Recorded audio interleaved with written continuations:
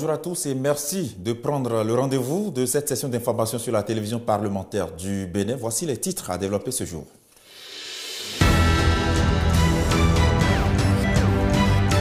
Gildas à Goncan au cabinet de Louis Gbéhou, nous l'avons, c'était hier. Le nouvel ambassadeur nommé pour officier au nom du Bénin près le Niger est venu échanger avec le président de l'Assemblée nationale.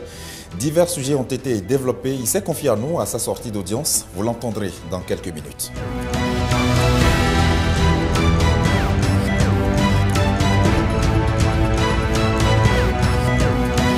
Du football pour la jeunesse de Porto Novo et environ, c'est le tournoi de l'Union qui a été lancé ce 1er août dans le quartier de Tokota. Une œuvre de Vitali Boton dont le lancement a connu la présence de plusieurs personnalités avec au menu un match inaugural et des buts.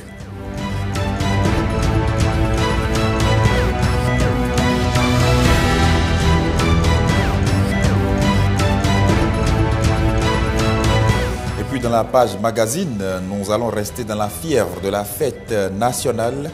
Comme nous le faisons cette semaine, nous allons retourner sur les lieux de la proclamation de l'indépendance du Dahomey. C'était en 1960.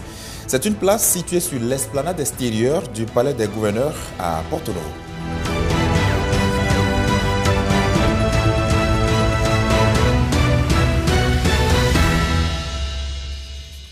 Bienvenue à chacun et à tous. Nommé ambassadeur du Bénin près le Niger par le président de la République, l'ancien député Gildas à Goncan a été reçu en audience par le président de l'Assemblée nationale.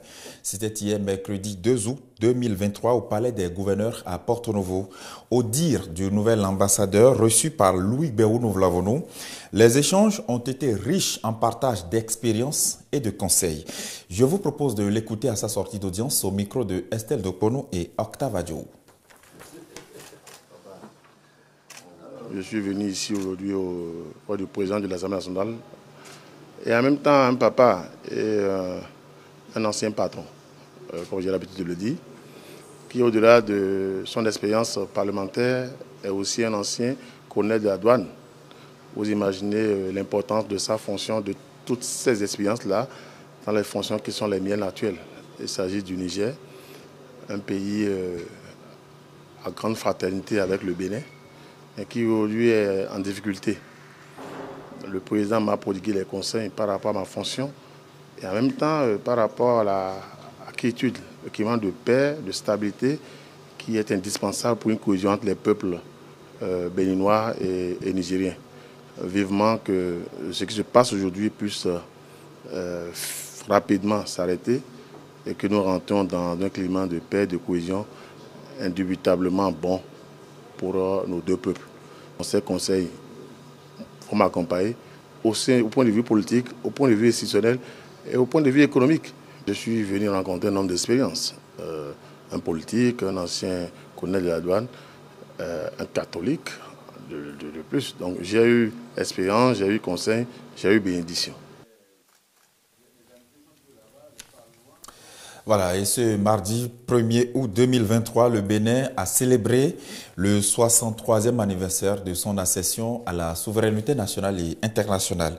Les festivités ont eu lieu à la place de l'Amazone située à Cotonou devant le chef de l'État, président de la République, les présidents d'institutions venus de diverses institutions donc de la République, mais également d'autres invités venus du Bénin d'ailleurs. Et parlant justement d'invités, le président de la République fédérale du Nigeria, Bola Tinubu, était l'hôte d'honneur de son homologue béninois, Patrice Talon. Les précisions avec Saturné Diosso. Patrice Talon, dans les jardins de Mathieu, au matin de ce 1er août 2023. Depuis l'année dernière, c'est ici que la nation se recueille en mémoire de ses filles et fils qui se sont dévoués pour elle et qui reposent déjà dans l'au-delà.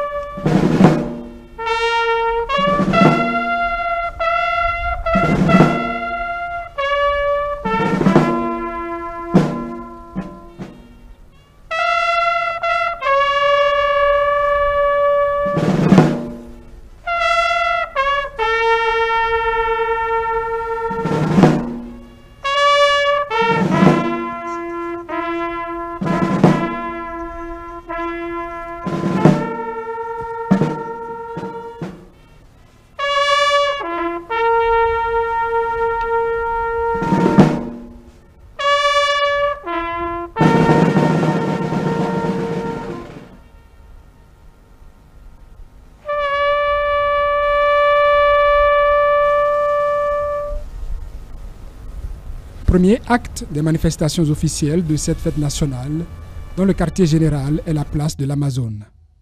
L'invité d'honneur de cette édition y a précédé le président de la République. Bola Ahmed Tinubu, président de la République fédérale du Nigeria, communie à ce 63e anniversaire de l'indépendance du Bénin, aux côtés de Patrice Talon et du président de l'Assemblée nationale, Loïc Bahounou-Vlavonou, entre autres.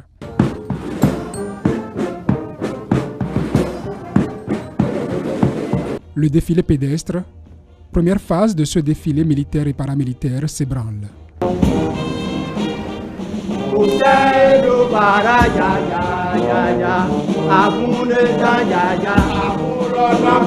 Démonstration sur terre et dans les airs. 5 aéronefs qui renforcent désormais la capacité opérationnelle de l'armée de l'air gratifient l'assistance d'un défilé aérien et passent le relais au défilé motorisé, fait de matériel majeur équipant les forces de défense et de sécurité. Et lorsque les moteurs se sont tus, une voix retentit au bout de quelques notes de Talking Drum. Beneo,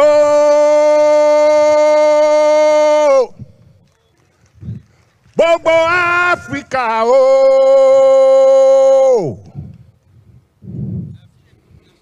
Beneo, Nigeria, oh, la tètè kọ́ṣe ọmọ ìyá la jẹ́ ìṣọ̀kan ló yẹ wá ká bára wa ṣe ìrẹ́pọ̀ ló yẹ wá ká fẹ́ràn ara wa ọrọ̀ ajé orílẹ̀-èdè wa ó ṣe kókó. Puis, une autre voix, en réponse à un air de violon qui vibre.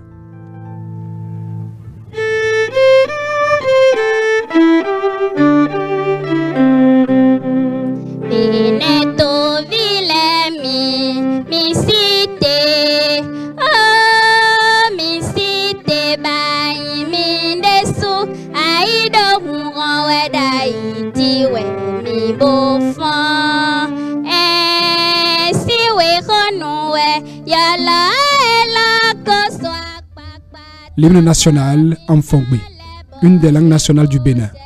Signature finale des manifestations officielles de cette édition, désormais du passé.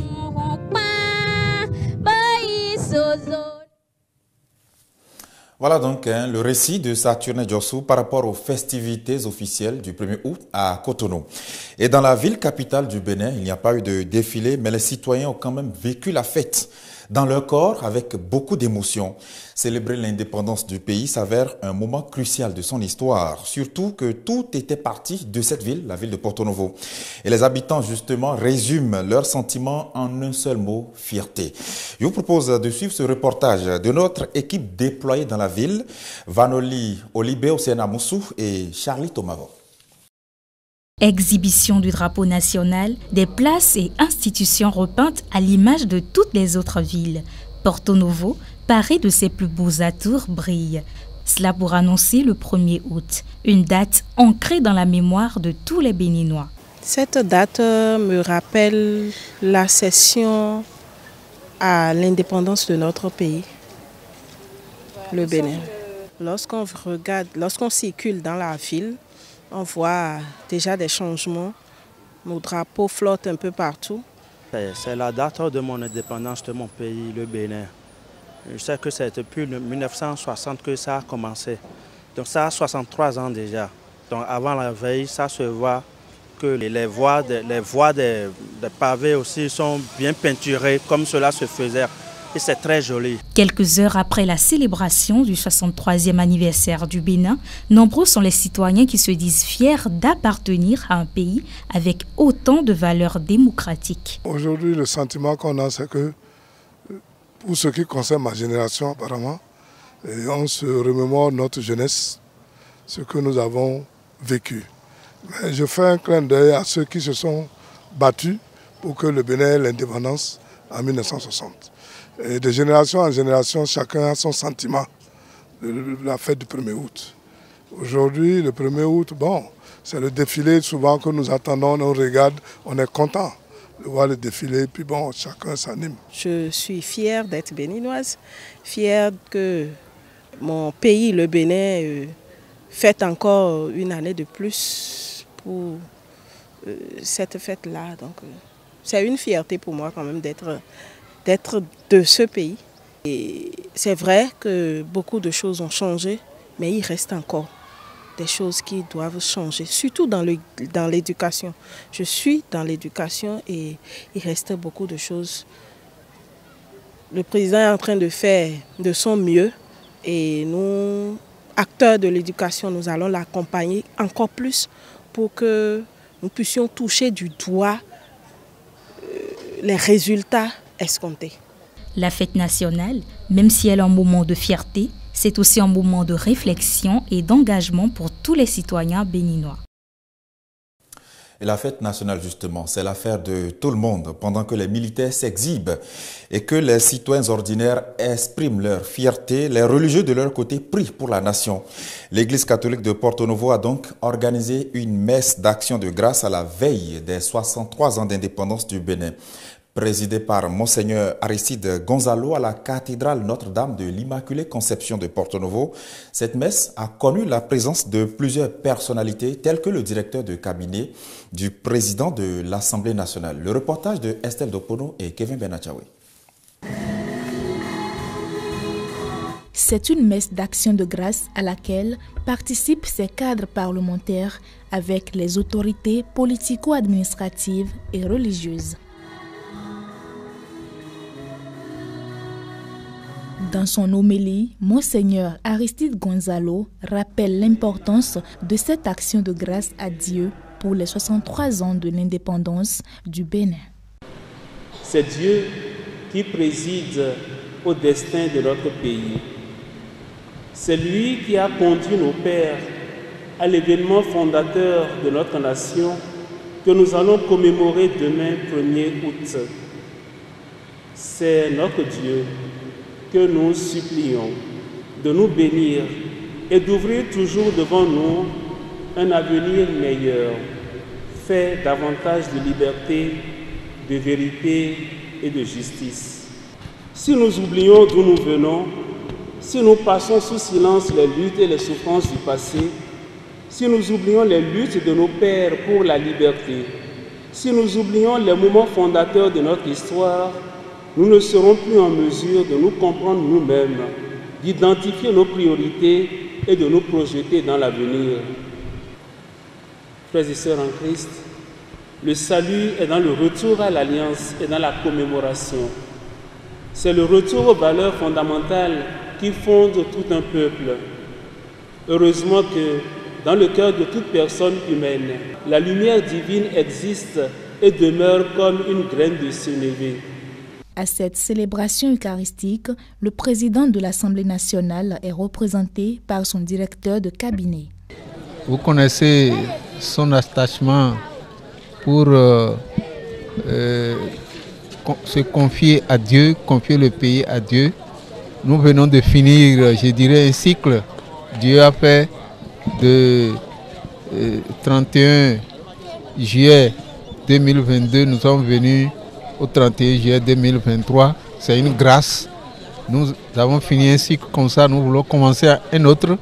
C'est bon de se confier à Dieu pour lui dire que la paix qu'il nous donne dans ces pays, qui continue toujours de la préserver pour nous et que nous continuons toujours à les louer. Et il m'a dit de souhaiter bonne fête de l'indépendance à tout le monde.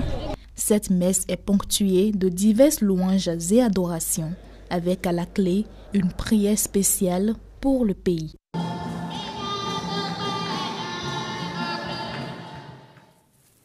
Et dans la même journée de ce lundi 31 juillet, la communauté internationale a célébré la femme africaine. L'événement a été célébré dans la commune d'Ifanyi à travers plusieurs activités, à savoir notamment une communication sur le leadership transformationnel, puis le lancement officiel des travaux de construction de la Maison de la Femme. Tout ceci en présence du président de l'Assemblée nationale, Latif Bouni, Octave Adjo. Dans le combat pour le leadership féminin, il y a au Bénin des communes qui marquent des points. De celles-ci, Ifanyi se place en pole position et pour cause. Le conseil communal d'Ifanyi est l'un des rares dans notre pays, le Bénin, qui compte 3 femmes. Plus loin encore, la plupart des services techniques de la mairie d'Ifani sont dirigés par des femmes. Cette embellie, les autorités politico-administratives veulent la renforcer. Et cette journée de la femme africaine a servi d'occasion de réaffirmer cet engagement féministe positif. Avec une cérémonie où une communication sur le leadership transformationnel s'est déroulée, mais également où la construction d'une maison de la femme a été lancée. Si une organisation décide d'accompagner le développement local et que les autorités, jusqu'au plus grand niveau, acceptent de sacrifier de leur temps pour être là, il est important que ceux qui portent le projet puissent redoubler d'ardeur dans l'effort pour donner raison à ces autorités d'avoir choisi les accompagner. Cette maison fournira les plus belles compétences pour la production et la transformation des produits à travers des foires d'exposition qui y seront organisées. La Maison de la Femme, une initiative de l'ONG du professeur Bienvenue à l'OFA avec ses partenaires et le soutien de la mairie. Lui nous l'avons-nous de saluer la convergence des efforts sur la question du genre et d'appeler à davantage rendre l'égalité réelle dans le quotidien. Nous avons été toujours de ce combat, le combat de la libération de la femme. Non seulement parce que la femme fait quand même les 52% de notre population, mais parce que les femmes de la couche juvénile et la couche juvénile en général fait environ 60% de notre population. Nous devons alors changer de paradigme, nous devons changer de mentalité de manière à ce que les femmes aujourd'hui, avec ce laboratoire, apprennent à savoir qu'elles aussi, elles peuvent être, même dans notre milieu ici, elles peuvent être aussi des maçons, des mécaniciens et pourquoi pas des ferrailleurs et autres métiers qui, d'après elles, sont réservés aux hommes.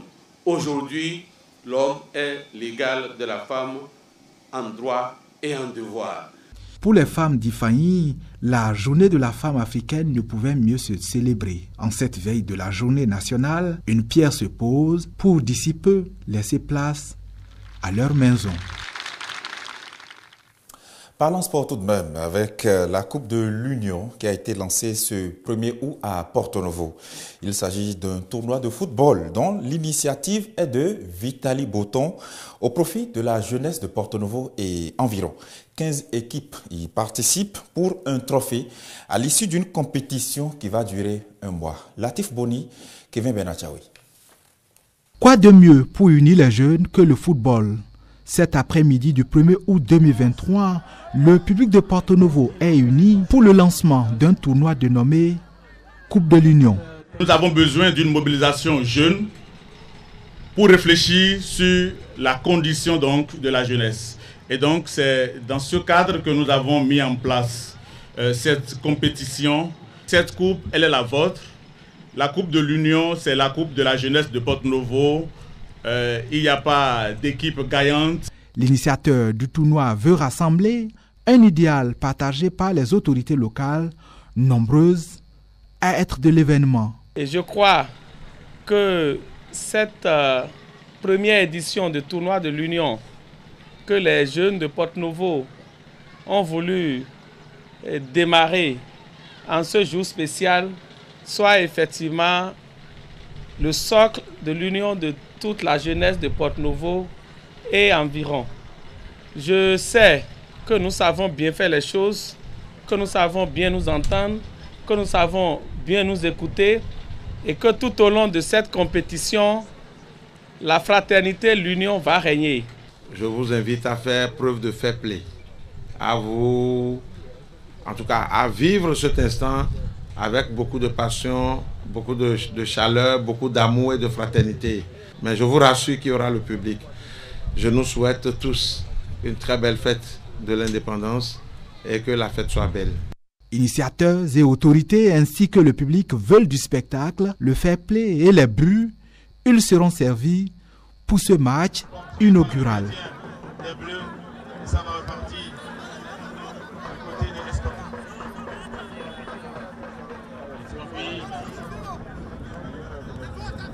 Allez, séquence, il est ça.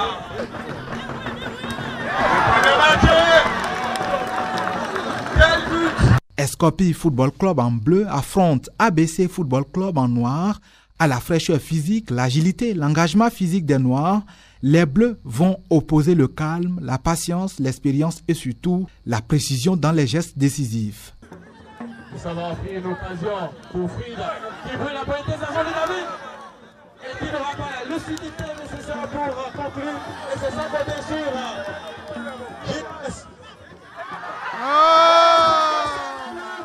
Un but à chaque mi-temps, au total 2-0 au sifflet final. Escopie FC remporte le match inaugural de la première édition du tournoi de l'Union.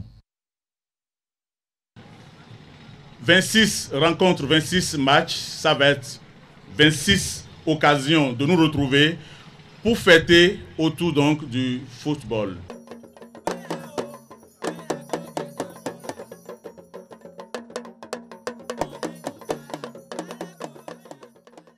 Sur ce terrain de Topota, chaque soirée sera ainsi une fête, une occasion de fusion entre jeunes et autres passionnés de football jusqu'au 27 août 2023.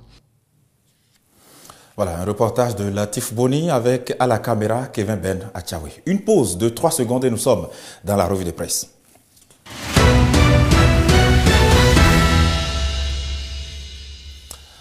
En ce jeudi 3 août, nos confrères nous conduisent directement au cabinet du président de l'Assemblée nationale avec les dernières audiences notées. Et puis, vous le savez, la situation évolue au Niger avec de nouveaux développements enregistrés de jour en jour. Voici la revue de presse signée Saturne Diosso. Mesdames, Messieurs, bonjour. Le nouvel ambassadeur du Bénin près le Niger était au cabinet du président de l'Assemblée nationale ce mercredi 2 août 2023. Gildas Agonkan échange avec le président Loïc Béounou-Vlavonou, informe le pays émergent dans sa livraison du jour. C'est une visite qui s'inscrit dans le cadre du tour des présidents des institutions de la République que j'ai entrepris pour recueillir leurs conseils afin de mieux accomplir la mission que le chef de l'État m'a confiée en terre nigérienne. J'ai été en effet fait ambassadeur de la République du Bénin près la République sœur du Niger depuis le 14 juin 2023, déclare l'ancien député dans la colonne de Le Pays émergent. Le Béninois libéré reprend en écho cette audience, tout comme le Télégramme. De ce tête-à-tête, l'hôte du président Vlavonou rapporte dans la colonne de Le Télégramme qu'il a échangé avec un aîné soucieux de la réussite de sa mission au Niger. Après sa nomination, l'ambassadeur Agonkan chez le président des institutions de la République titre l'événement du jour qui précise que l'objectif visé est de recueillir les conseils de ces personnalités. Le même journal revient sur les impressions du président de l'Assemblée nationale qui était aux manifestations officielles du 63e anniversaire de l'indépendance du Bénin. Loïc Béounou-Vlavonou place la célébration sous le signe de motivation, dit l'événement du jour. Le Télégramme, lui, préfère revenir sur la prestation de Kofo, The Wonderman, pendant les manifestations officielles et propose le message fort de l'artiste nigérian à Talon et Tinubu. Angélique Kidjo est le point d'orgue de cette célébration des 63 ans de l'indépendance du Bénin. Elle est déjà à Cotonou pour la saga des Agodjié, le méga concert de demain, informe l'événement du jour. L'heure n'est pas à la réjouissance, pense pour sa part le député Gafari Adéchokan. Dans les colonnes de l'Investigateur, les députés du Parti des démocrates passent les mots qui minent le Bénin au scanner à l'occasion de cette fête du 1er août. Aujourd'hui, jeudi 3 août 2023, marque aussi le 63e anniversaire de l'indépendance du Niger. Mais Mohamed Bazoum, le président déchu, est toujours dépendant des militaires qui lui ont pris le pouvoir. La CEDEAO se prépare, non pas à souhaiter joyeux anniversaire au Niger, mais à contraindre les militaires à libérer non seulement Bazoum, mais à le rétablir dans ses fonctions. Décryptage Info a vu les chefs d'état-major de la CEDEAO se pencher sur l'intervention militaire au Niger.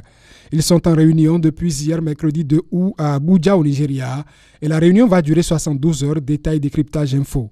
Le Télégramme pense avoir les confidences sur la détermination de la CEDEAO à faire plier les poutis et les livres dans ses colonnes. Ces confidences, il y avait, Romuald Wadaïn, le ministre d'État en charge de l'économie et des finances au Bénin, les connaîtrait aussi certainement. Le journal Les 4 Vérités dit l'avoir vu à cette réunion des chefs d'état-major de la CEDEAO qui se penchent sur l'option militaire au Niger. Bien avant une probable intervention militaire, Ce sont les populations du Niger qui se trouvent déjà entre le marteau et l'enclume, pense le journal Fraternité, qui se fonde sur l'avalanche de sanctions contre le pays pour étayer son opinion. Fraternité, par ailleurs, nous informe d'une nouvelle attaque terroriste à Materi au Bénin et rapporte qu'au moins 2 terroristes ont été abattus et que des explosions ont fait des blessés graves. Le télégramme aussi parle d'échanges de tirs entre les forces de défense et de sécurité et fait un bilan de 2 terroristes mis hors d'état de nuire par l'armée. Fin de cette revue de presse. À demain vendredi. Voilà, et en ce 3 août 2023, le peuple nigérien fête ses 63 ans d'indépendance. On leur souhaite donc une bonne fête en dépit de tout. Voici maintenant une autre pause de 3 secondes, la dernière, pour nous conduire tout droit dans la page magazine.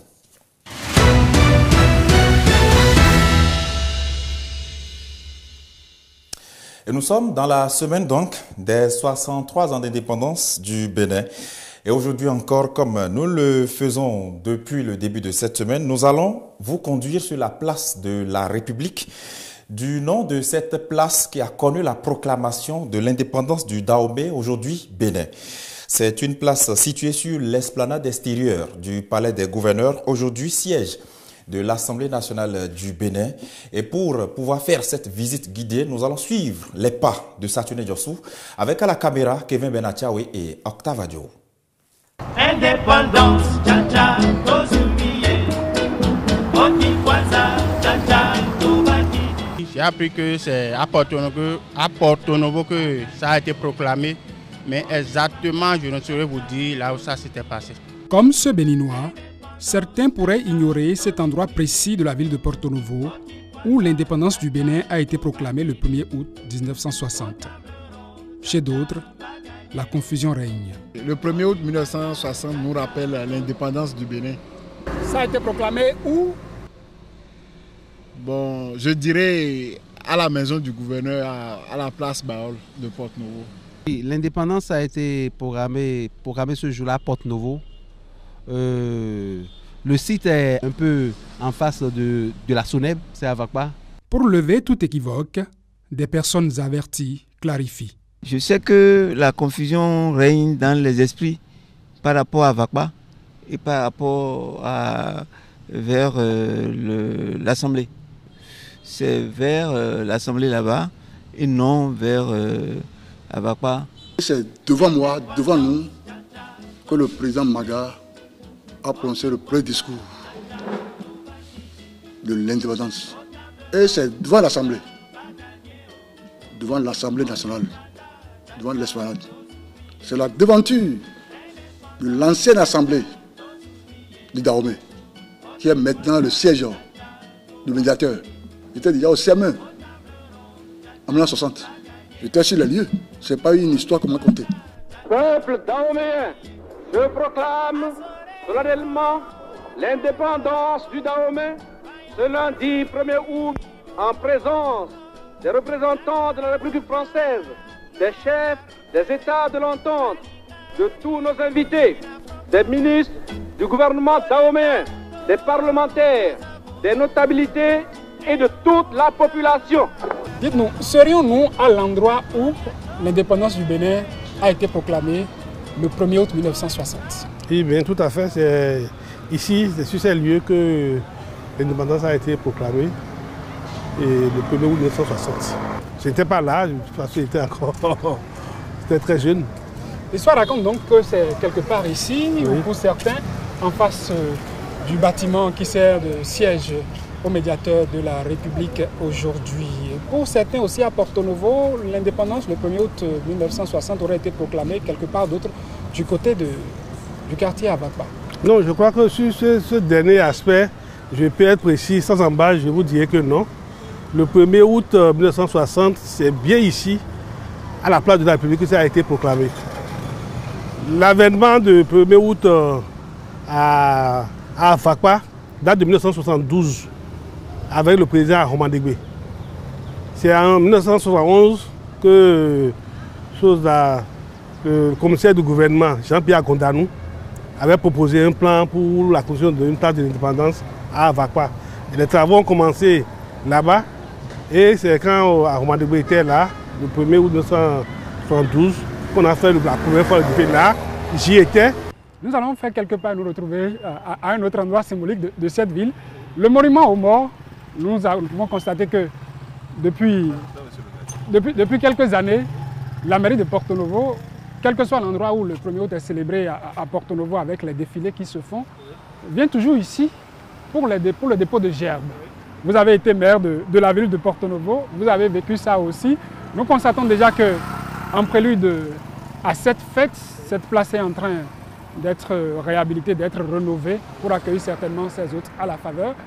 Quel est le sens, quelle est la place qu'occupe ce monument aux morts qui est justement au niveau de l'Esplanade où l'indépendance du Bénin a été proclamée le 1er août 1960. Ce que je sais, le monument aux morts, c'est le premier monument qui est fait en honneur de nos parents qui sont morts à la guerre. Puisque ça a été après la guerre, la Deuxième Guerre mondiale, que ça a été mis en place. Donc ça existait depuis. Ce qui fait que dès la proclamation de l'indépendance, tous les gouvernants, les maires, les gens viennent toujours déposer les gerbes de fleurs ici en mémoire à notre indépendance. Mais c'est l'endroit le plus symbolique pour les enfants du Bénin qui sont morts pour la libération. Tous ceux qui ont lutté pour l'avènement de notre indépendance, c'est le monument symbolique qui a été consacré pour ça. Est-ce que cette place existait avant le 1er août 1960 ou est-ce après le 1er août 1960 qu'elle a été érigée? Non, la place, là, selon mes renseignements, existait avant. C'est après la Deuxième Guerre mondiale que ça a été fait. Il y a eu beaucoup de fêtes qui s'organisaient ici, avec même les Blancs, tout ça là, et c'était déjà animé. C'est pourquoi c'est vraiment la véritable place de la République. De quoi ne plus entretenir une confusion à propos de cet emplacement où l'indépendance du Bénin a été proclamée le 1er août 1960 dans la ville de Porto Novo. Voilà, on dit merci à Saturne Djossou. Et toujours, il faut dire que dans l'histoire, 5 jours après la proclamation de l'indépendance du Dahomey, devenu Bénin, de l'autre côté de la Haute-Volta, devenu Burkina Faso, Maurice Yameogo, qui est le père de l'indépendance de ce pays, proclamait également l'indépendance du Burkina Faso aujourd'hui. Donc, ça veut dire que le samedi 5 août 2023, le peuple frère du Burkina Faso va aussi commémorer ses 63 ans d'indépendance. On leur souhaite donc une très bonne fête. Merci de nous avoir suivis, chers téléspectateurs. C'est ici que nous clôturons cette session d'information. On va se retrouver demain sur cette même antenne.